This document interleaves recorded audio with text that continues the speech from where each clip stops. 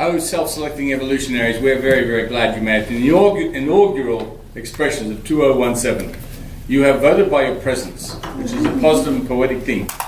We do not deny and defy the weather outside and bring our own sunshine weather. Exactly. We got 4 new pieces for you. Oh, wonderful. Yay, 2017. Is Anyway. the video on for you? I have no idea. He was doing all of that. So. I think it's close. David Lessian, are you? You were Are you for video? He's filming me what? Yes. You do? Lovely. It's right there. Okay.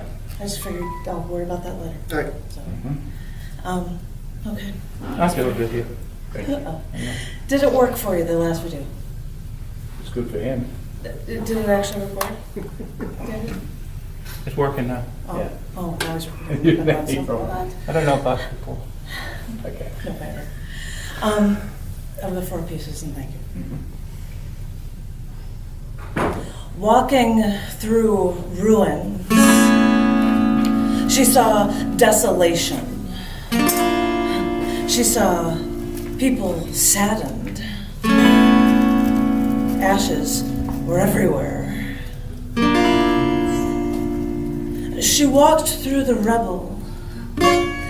She reached her hand in and pulled out 1 brick.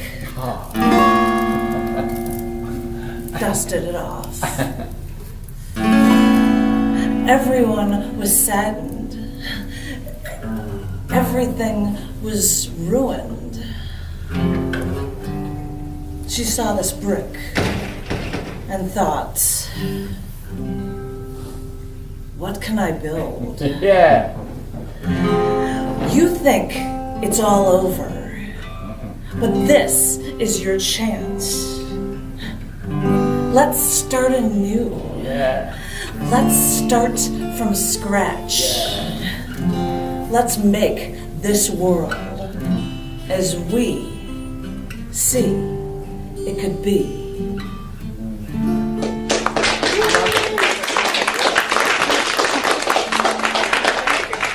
This next one is a short poem, and I was thinking that words do seem to come out like water.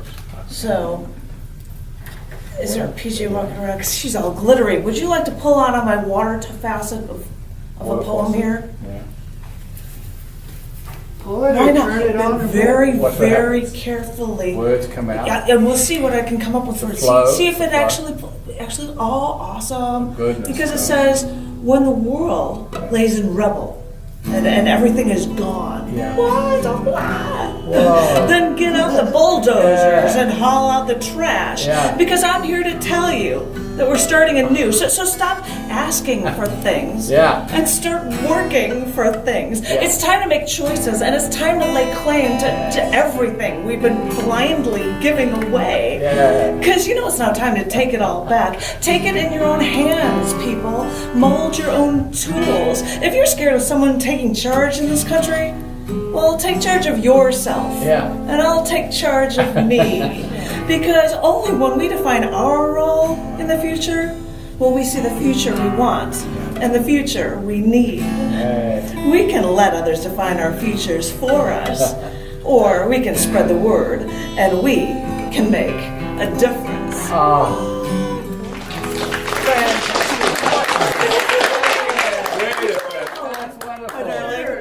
No problem. I was like, I had this pipe and I was like, and I haven't actually went, so you were going to get another one I because love it. I'm like, I might as well print out the poem on the thing and see how that goes. Yes. And it's a necklace. I should put it around my neck. What was I thinking?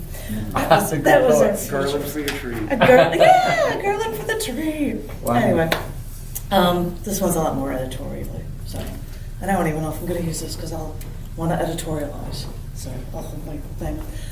I won't even say the name. Anyway.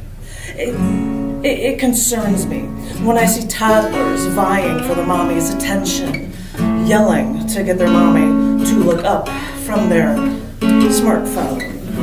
Oh. It confuses me when I hear that IBM Corp, the company that invented the PC, has decided that all its employees are going to use Macintosh computers. Really? Riddle me this, Batman. Why is it that the new decree is that all IBM employees should use Macs and not PCs? Oh, jeez. It condemns us all when I see an ad on TV of a hero fighting enemies, killing people, escaping certain doom before saving humanity. Until a PlayStation logo appears, followed by the words, "Greatness awaits." Yeah, well, how confounding, because greatness awaits for those who didn't sit on those comfy cushions and play video games. Heroes act. They don't sit back and escape their reality by playing games of an alternate reality. Yeah. They make their lives great. Yes. So yes, for all you console junkies out there, greatness still awaits. Yeah.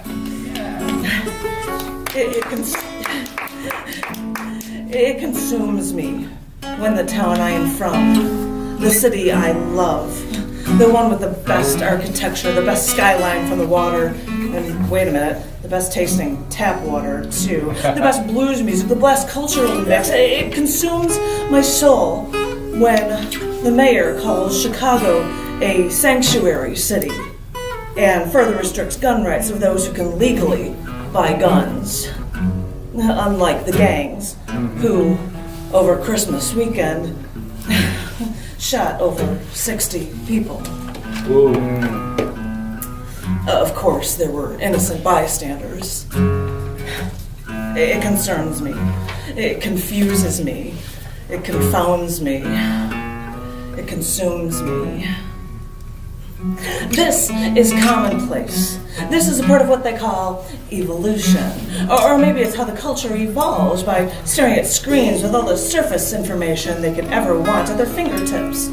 Or maybe it's how the culture devolves by not having to remember a thing because you always have Google on that phone of yours that's smarter than you.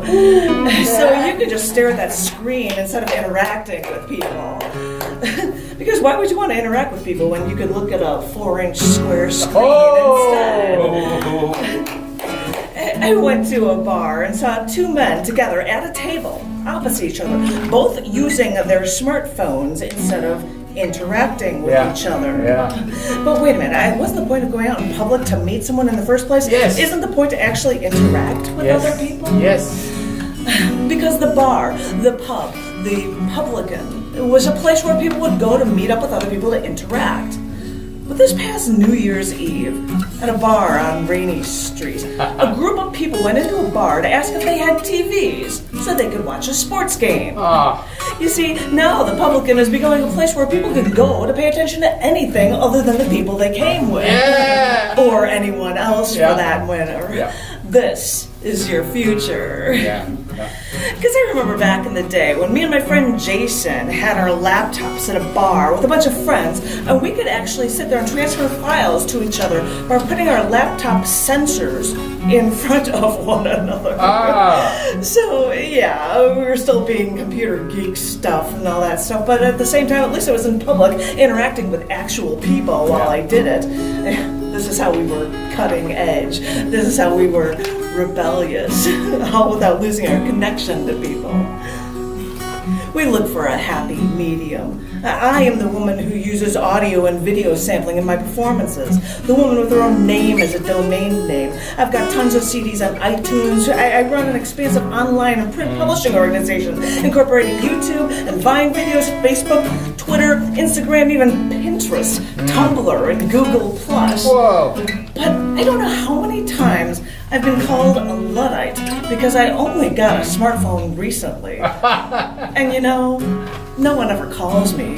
So really, what am I missing out on? Exactly. Yeah. Because maybe the problem is trying to come up with that balance.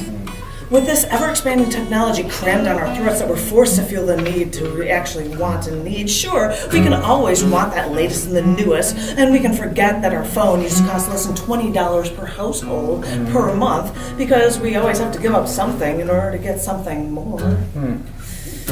We think we can have it both ways as we welcome the new millennium, but maybe the real key is to remembering to strike that balance so we don't lose what we loved about the past while embracing and throwing our arms around the future. The future is ours. Just look before you leap so that you know you'll land on your own 2 feet and you'll always land on top. Yeah.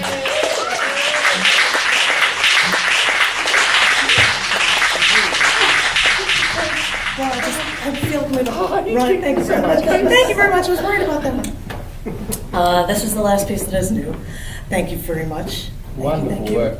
Well, because it's all about let's do something. Yeah, exactly. So, we all plan what's going to happen. Well, let's make our future where we want it. Yeah. This is Fort Warren. It's called Optimizing Your Odds.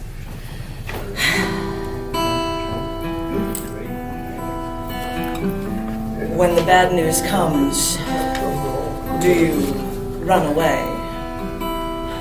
After a life-threatening blow, do you just give up? Or do you smile and find a way to get ahead? My friend Warren, bless his soul, he'd play songs that I wanted to cover in our band and not just more Stevie Ray Vaughan. He'd drive in a car with me for 3 hours to be in a radio show interview. He'd play guitar at my wedding.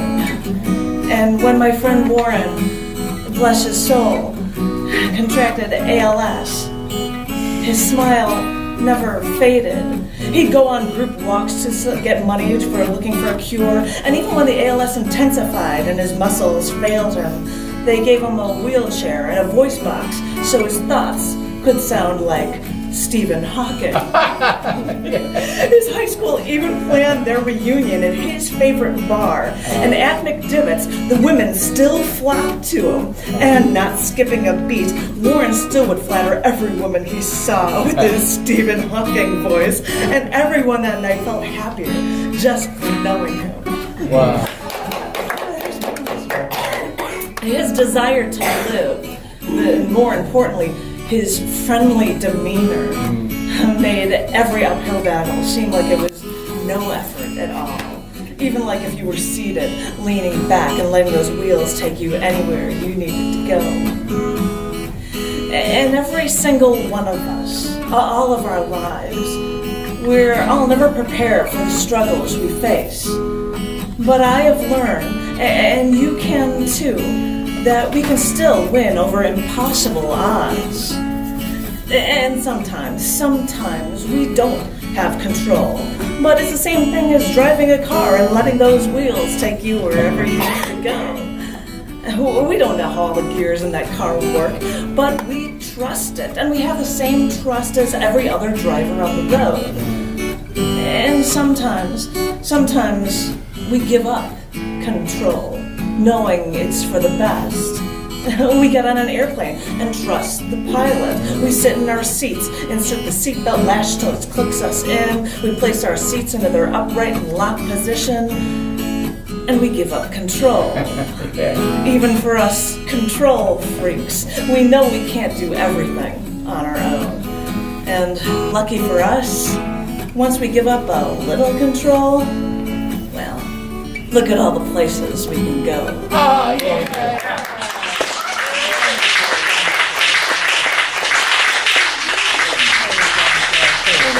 That was really